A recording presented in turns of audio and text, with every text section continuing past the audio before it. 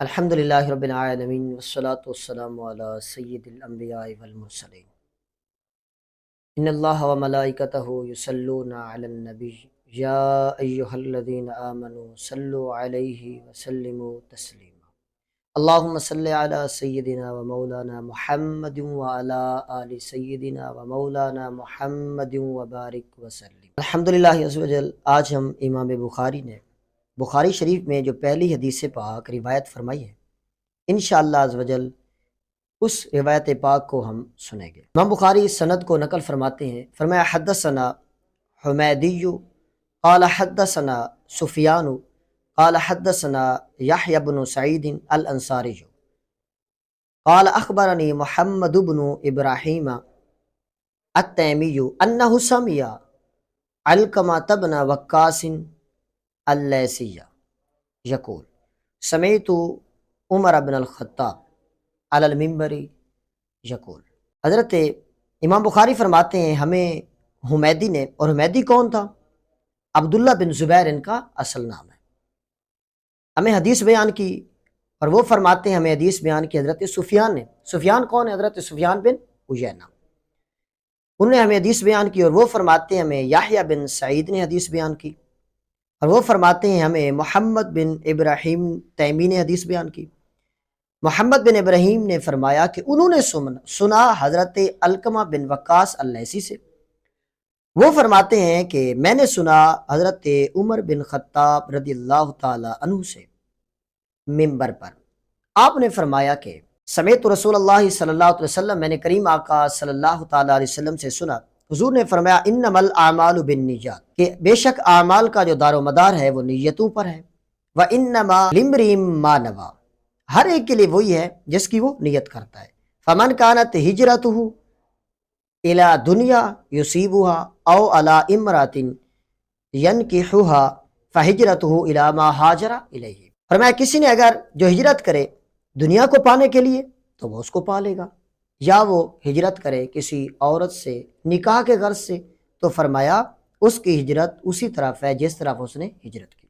یہ امام بخاری رضی اللہ تعالیٰ عنہ نے جو بخاری شریف میں پہلی حدیث سے پاک نقل کی ہے، اس کا جو ہے متن پڑھنے کی اور تمام راویوں کے نام پڑھنے کی اللہ تعالیٰ نے فقیر کو جو ہے سعادت عطا فرمائی۔ اب ہم حدیث میں بحث کرنے سے پہلے کوئی چند جو ہے ضروری بحث کریں گے انشاءاللہ عز و جل۔ امام بخاری نے اپنی کتاب بخاری شریف میں خطبہ نہیں لکھا، مفسرین اس کی بھی وجہ بیان فرماتے ہیں، کیونکہ ہر جو کتاب لکھنے والا کاتب ہے، جتنا بھی بزرگوں نے کتاب میں لکھی ہیں، بڑے بڑے علماء نے، مفکرین و محدثین نے لکھی ہیں، انہوں نے کیا کیا؟ خطبہ لکھا ہے، اور امام بخاری نے خطبہ بیان نہیں فرمایا۔ تو اس کی ایک وجہ علماء یہ فرماتے ہیں، فرمایا یہ جو حدیث ہے حضرت علقمہ بن وقاص فرماتے ہیں میں نے جو حضرت عمر سے سنی تھی، فرمایا حضرت عمر نے منبر پر بیان کیا تھا، یعنی خطبے میں بیان فرمایا تھا۔ فرمایا حضرت عمر بھی فرماتے ہیں کریم آقا صلی اللہ علیہ وسلم نے بھی خطبے میں یہ حدیث بیان فرمائی تھی۔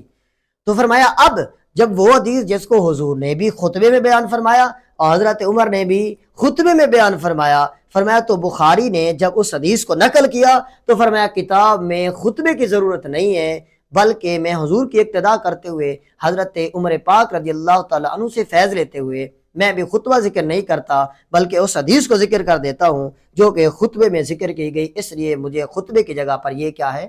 کافی ہے۔ اچھا، ایک بات جو بڑی ایک پتے کی بات ہے، جو دقیق اور لطیف بات ہے، وہ یہ ہے امام بخاری نے جو حدیث نقل کی ہے اس میں آپ نے کیا فرمایا؟ انما الاعمال، کیا ہے؟ انما الاعمال بالنیات۔ اگر اس پر توجہ کی جائے تو وہ یہ ہے، انما میں شروع میں کیا ہے؟ الف، اور حدیث کا محور کیا ہے؟ اعمال۔ اچھا، یعنی اعمال کے بارے میں آپ نے حدیث دی، اور ایک اس کا محور یہ کیا ہے؟ النیت۔ النیت میں شروع میں کیا ہے؟ الف۔ اب یہ جو حدیث آپ نے بیان کی ہے شروع میں اس کے الف ہے، اب آپ نے خطبہ کیوں نہیں بیان کیا؟ میں آپ کو اس کی وجہ بیان کرتا ہوں، وہ یہ ہے میرے بھائی، اس لیے آپ نے یہاں پر خطبہ بیان نہیں کیا۔ خطبہ بھی شروع کہاں سے ہوتا ہے؟ الحمدللہ سے، اس کے شروع میں بھی کیا ہے؟ الف ہے۔ اچھا، اب آپ نے خطبہ کیوں نہیں بیان کیا؟ الحمد کے شروع میں، خطبہ الحمد سے شروع ہوتا ہے اور اس کے شروع میں بھی کیا ہے؟ الف ہوتا ہے۔ اچھا، لفظ اللہ کے نام کے شروع میں بھی کیا ہے؟ الف ہے، اور احمد مصطفیٰ کے نام، حضور صلی اللہ علیہ وسلم کا نام احمد، اس کے شروع میں بھی کیا ہے؟ الف ہے، اور تمام امتوں کے سردار بالاتفاق بکر صدیق رضی اللہ تعالیٰ عنہ ہے۔ تو اب حضرت صدیق اکبر رضی اللہ تعالیٰ عنہ ہے، تو آپ ابو بکر ہیں، شروع میں کیا آتا ہے؟ الف آتا ہے۔ اور پھر تمام اصحاب، اب اصحاب کا جب آپ لفظ لیتے ہیں شروع میں کیا آتا ہے؟ الف آتا ہے۔ اور پھر اہل بیت، اہل بیت کے شروع میں کیا آتا ہے؟ الف آتا ہے۔ اولیاء شروع میں کیا آتا ہے؟ الف آتا ہے۔ پھر انسان جب اللہ کو پہچان لیتا ہے، احمد مصطفیٰ کو پہچان لیتا ہے، ان کی تعلیمات پہ عمل کر لیتا ہے، ابو بکر صدیق کو صحابہ کا سردار مان لیتا ہے، صدیق اکبر مان لیتا ہے، اور پھر تمام اصحاب کو بھی مان لیتا ہے، اہل بیت کی بھی عزت اور توقیر کرتا ہے، تو پھر وہ شخص یقیناً ہی جن کی بنسبت سے دنیا میں آیا، یعنی امی اور ابو، ان کی بنسبت سے دنیا میں آیا، امی کے شروع میں بھی الف، ابو کے شروع میں بھی الف۔ پھر انسان نے جو تعلیم حاصل کی ہے، جتنا اس مسند پہ بیٹھا ہے، مثال دیتا ہوں، میں مسند پہ بیٹھا ہوں، یا امام بخاری نے اس حدیث کو نقل کیا، جتنا مفسرین نقل کرتے ہیں وہ بھی اپنے استادوں کی محنتوں سے ہوتے ہیں، تو استاد کے شروع میں بھی کیا ہے؟ الف ہے۔ پھر آپ نے حدیث نقل کی، اس کے شروع میں بھی کیا ہے؟ الف ہے۔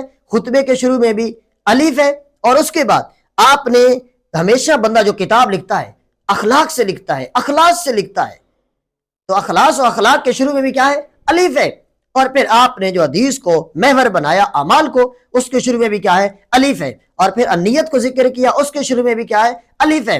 یوں جانیے کہ امام بخاری نے جو اپنی حدیث کی شریف کی کتاب میں شروع میں الف سے حدیث کو نقل کر کے بتایا کہ لوگوں دیکھو، میں حدیث تو نقل کر رہا ہوں لیکن میں خطبہ ذکر نہیں کر رہا، مگر جو میں الف سے شروع کر رہا ہوں یہ اللہ کی ذات سے لے کر میرے امی اور ابو تک، میرے استادوں تک، میرے حدیث کو نقل کرنے کے اخلاص تک، اور ان اعمال والی حدیث تک، نیت تک، دیکھ لو سب چیزوں کے اندر الف آ رہا ہے۔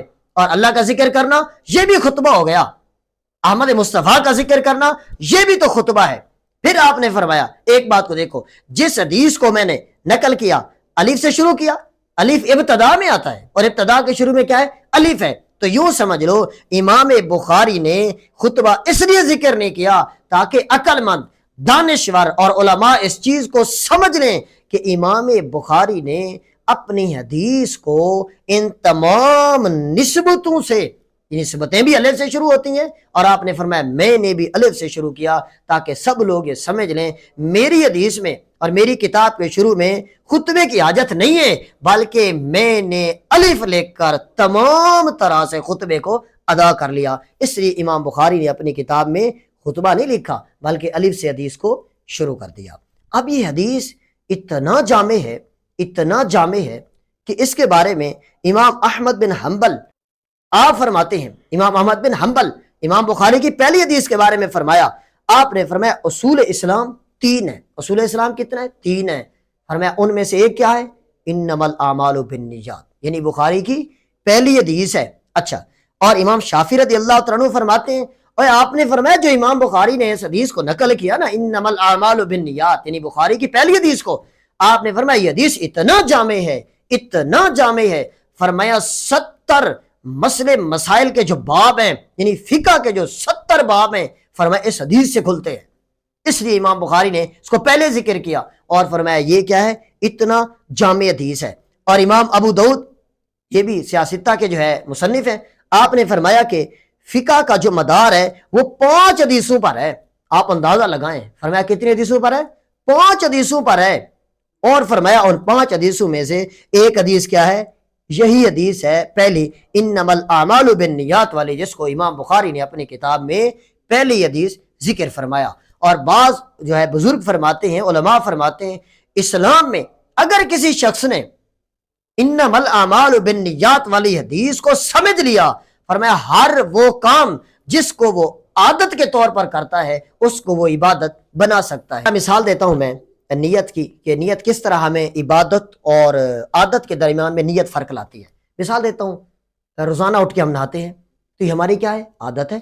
اگر ہم روزانہ اٹھتے ہیں، جیسے ہم اٹھیں، مثال دیتا ہوں میں نہانے کی نیت کروں، اے اللہ عز و جل میں نہاؤں گا، اس لیے نہا رہا ہوں تاکہ سارا دن میرا بدن چست رہے، میں قرآن مجید کی تلاوت کرتا رہوں، میں نے اپنے بچوں کو پڑھانا ہے، ان کو پڑھاتا رہوں، میں قرآن مجید کی تلاوت کروں، اس کو سمجھوں، میں حدیث پڑھوں، میں جو ہے نماز پڑھوں گا اس لیے میں نہا رہا ہوں تاکہ میرا جسم کیا رہے، فٹ رہے، اب یہ کیا ہوگا ہمارا، یہ عبادت ہو جائے گا۔ تو اس سے جان لیے کہ امام بخاری نے جو نیت کی حدیث ذکر کی ہے، فرمایا کہ عبادت اور عادت ان دونوں کے درمیان میں جو فرق کرنے والی چیز ہے وہ کیا ہے، نیت ہے۔ اور آپ نے فرمایا جب تم لوگ ہر کام کرو گے اور میری حدیث کو پڑھنے کے بعد تم اچھی نیت کرو گے، تو فرمایا یہ بتاؤ کیا جب میں نے حدیث لکھی ہے، آپ نے فرمایا تو میں نے بھی اپنے اندر اخلاص کیا، نیت رکھی اور پختہ نیت کر کے میں نے لکھی، اور ہم نے الحمدللہ ہر حدیث جو کی ہے اس میں کوشش کی ہے فقیر نے کہ پوری بخاری کے اندر ڈھونڈا جائے کہ وہ حدیث کتنی مرتبہ بخاری میں گزری ہے، اور یہی حدیث جو پہلی حدیث ہے انما الاعمال بالنیات، اور یہ حدیث جو ہے بخاری شریف میں 6 مرتبہ گزر چکی ہے، بخاری شریف میں یہ حدیث 6 مرتبہ گزر چکی ہے، انما الاعمال بالنیات۔ اچھا، پھر نیت بھی 2 طرح کی ہوتی ہے، فقہ کا ایک مسئلہ سماعت فرمائے، نیت 2 طرح سے ہوتی ہے۔ ایک نیت یہ ہے کہ انسان نے معاذ اللہ اگر کسی گناہ کی نیت کی کہ میں گناہ کروں گا، مطلقاً کہہ دیا، اب اس کو اس پر گناہ نہیں ملے گا۔ اچھا، اب ایک نیت وہ ہے کہ معاذ اللہ اللہ محفوظ فرمائے اس نے نیت کر لی کہ میں ہر حالت میں گناہ کر کے رہوں گا، یاد رکھیے اب یہ نیت نہیں ہے، اب یہ اس کا مصمم اور پکا ارادہ ہو گیا۔ علماء فرماتے ہیں اگر اس نے اس طرح سے ارادہ کر لیا کہ میں گناہ معاذ اللہ کر کے رہوں گا، تو فرمایا اگر اس طرح نیت کرے گا تو اس کو اس گناہ پر 1 گناہ ملے گا۔ کیوں ملے گا گناہ؟ آپ کہیں گے یہ تو ایک نئی اسٹریٹجی ہے، یہ کون سی بات ہے؟ بھائی بات یہ ہے جب ایک آدمی کسی چیز کے بارے میں پکا ارادہ کر لیتا ہے، اب آپ بتاؤ جب وہ پکا ارادہ کر لیتا ہے کیا اس کے بارے میں سوچتا نہیں رہتا؟ کیا مائنڈ میں وہ بات اس کے گھومتی نہیں رہتی؟ وہ بھائی بالکل گھومتی رہتی ہے۔ تو جب وہ یہ بات گھماتا رہے گا، کیا خیال ہے آپ کا عبادت سے ہٹ کر گناہوں کی طرف آ گیا کہ نہیں آ گیا؟ اپنا وقت ضائع کیا کہ نہیں کیا؟ اس لیے علماء فرماتے ہیں اگر معاذ اللہ پختہ ارادہ کر لیا تو پھر فرمایا اس کو 1 گناہ ملے گا۔ اللہ تعالیٰ ہمیں امام بخاری کی جو ہے اس حدیث پاک کو سمجھنے کی توفیق عطا فرمائے، اور اللہ تعالیٰ کریم آقا صلی اللہ تعالیٰ علیہ وسلم کے فرامین پر ہمیں عمل پیرا ہونے کی توفیق عطا فرمائے، آمین بجاہ